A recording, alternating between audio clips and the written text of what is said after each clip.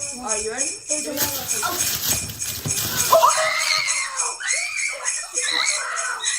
"'Tis the season to be jolly," right?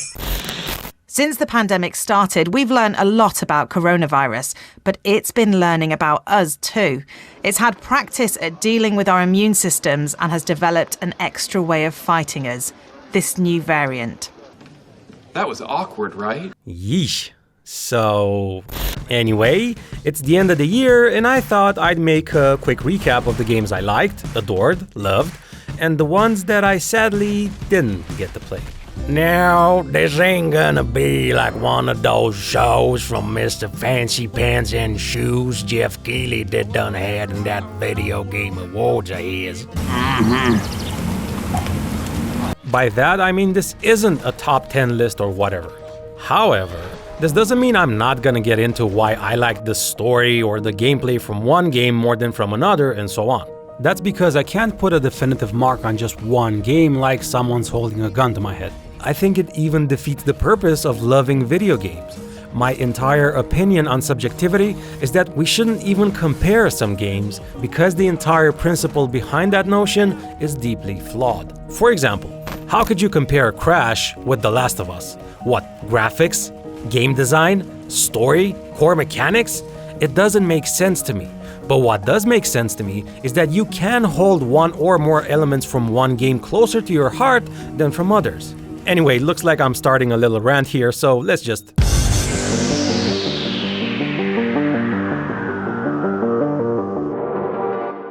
Okay, firstly, let's go over what I've played and liked. Now, if you're wondering what I didn't like, I don't have a list like that because I only played the games I knew I'd enjoy. Sorry folks, no gossip today.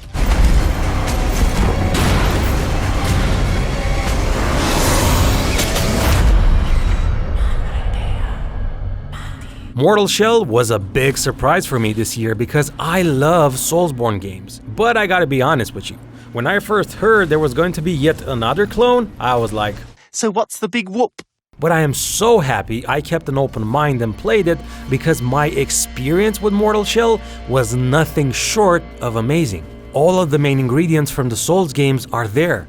The well-crafted atmosphere that emerges from the visual art style, the sphincter-tightening eerie sound design, the tense risk versus reward combat mechanics, the difficulty, and so on. Also, I didn't necessarily miss the online component or the classic RPG style of leveling up, and that's because I wanted to embrace this developer's twist on the formula and not critique it for not being a Dark Souls 4 or a Bloodborne 2. And the fact that it's only like 10, 12 or 15 hours long, depending on how you play it, I would totally recommend this game to people who want to get into the Souls series. And the fact that you don't have to constantly switch between the game and Fextra Life to see what weapon scales best with your build, and where to get it, and what damage it has at plus 10 item level compared to another plus 10 item level trick weapon, was quite nice in my opinion. Crash Bandicoot, you banished me to the past.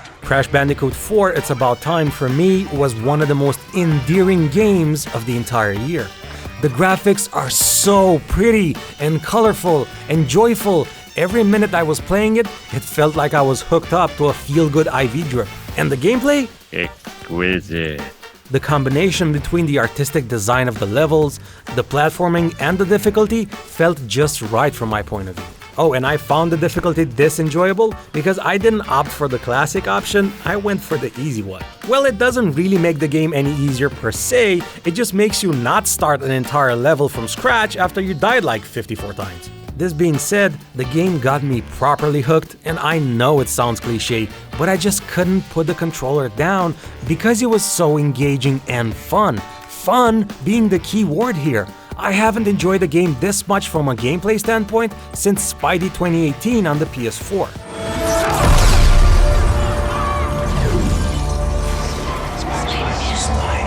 And speaking of Spidey, up next, Miles Morales.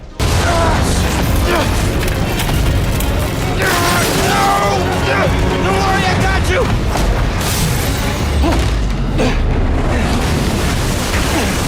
Thank you. Sadly, I didn't get to play it with the new, smooth 60 FPS with ray tracing on the PlayStation 5, so I played it on my PS4 Pro. Do I regret not waiting to play the remastered version? Not in the least. I've said my piece about it in the review video I did. The game is so good that it drew me back in to put even more hours after finishing the main story just to do the crappy side quests with semi-poor storytelling. I don't have a lot more to say other than it's also fun as hell, just like Crash.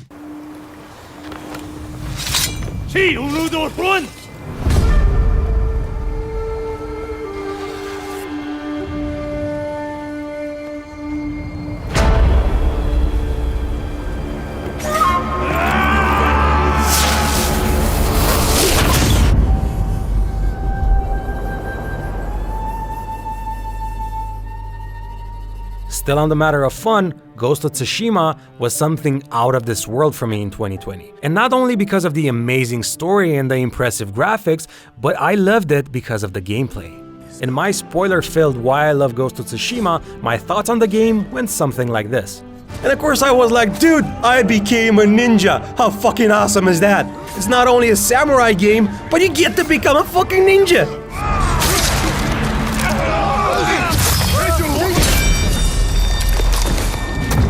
If you're not heavy on the narrative in video games, this title is perfect for you. Especially if you want to invest your time into a game where gameplay is king and not cutscene upon cutscene upon cutscene.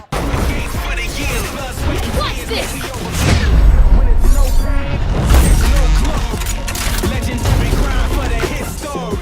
Valorant is something of a strange thing for me to play, because I never managed to get into the whole Counter-Strike craze, and trust me, I tried.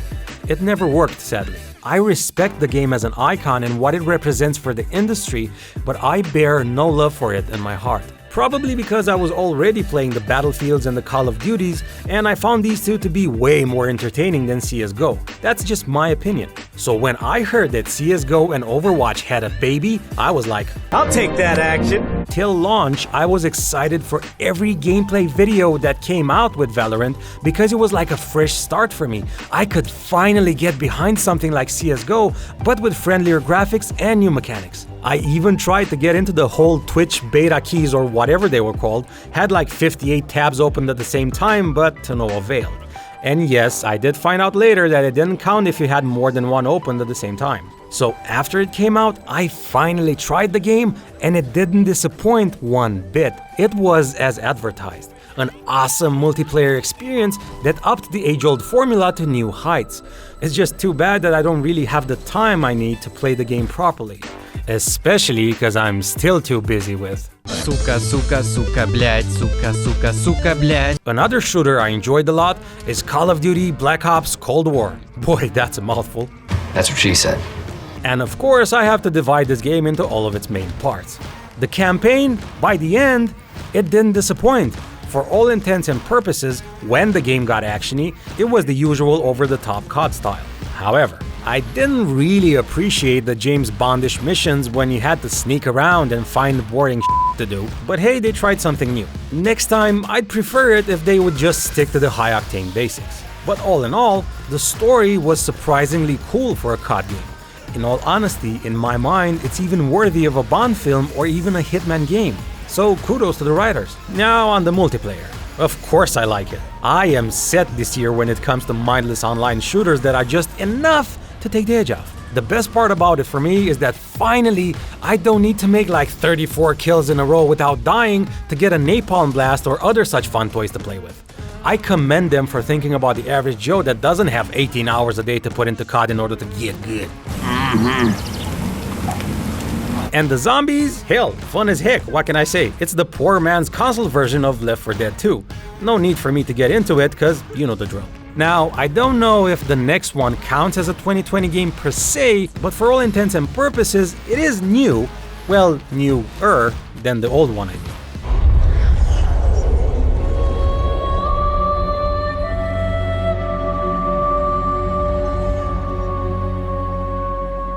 So yeah, Demon's Souls on PlayStation 5, which I finally managed to get through a lottery. I'm not even kidding.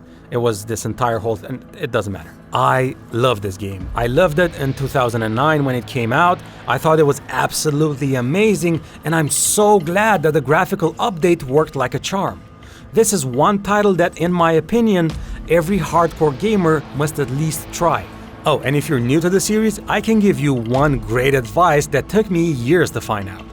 Don't rage when you die, because it's all part of the show. Let me put it like this. In other games, death is just there not to make you invincible so you don't get bored. Here, they took that like 10 steps further and made death a core mechanic of the game. It makes you pace yourself and value your time playing it even more.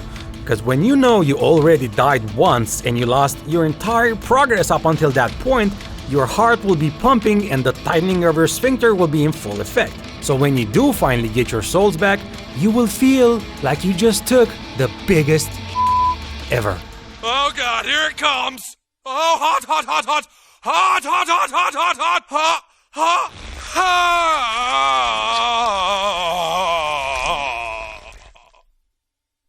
My God. But chances are that you'll probably die a minute later, so hell, the best of luck to you.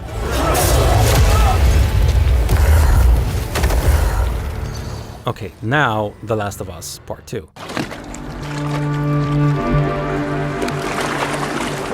In my other Why I Love series, where I covered how I feel about this game, my conclusion was this. All in all, The Last of Us Part 2 took me on a journey as wonderful as it was filled with grief and sorrow, and I'm just thankful I got to experience such a cathartic story, the very best I have ever played in my entire life.